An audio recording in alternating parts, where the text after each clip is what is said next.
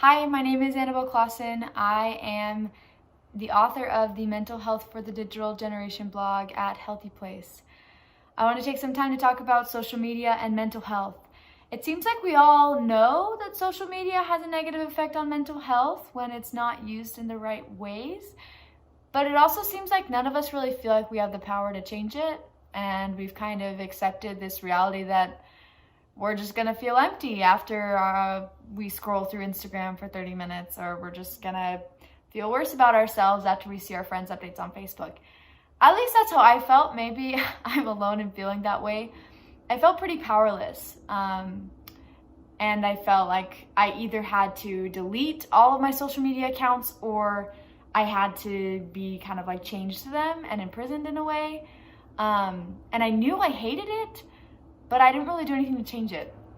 Until a little over a year ago, I realized that I could actually find a happy medium where I could use social media in a positive way to help me, and I could choose not to let it affect me negatively.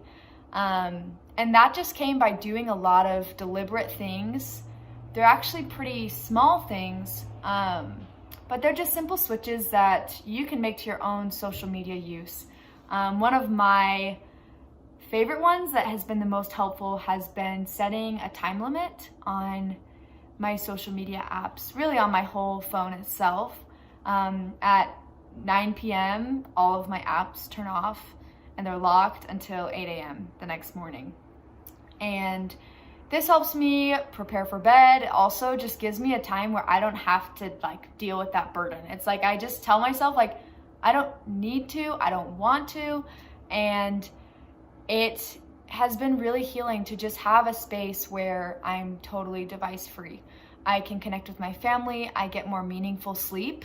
I'm not up until 2 a.m. staring at a tiny screen.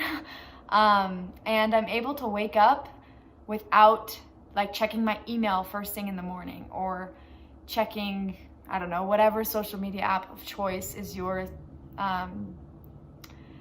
favorite when you wake up in the morning.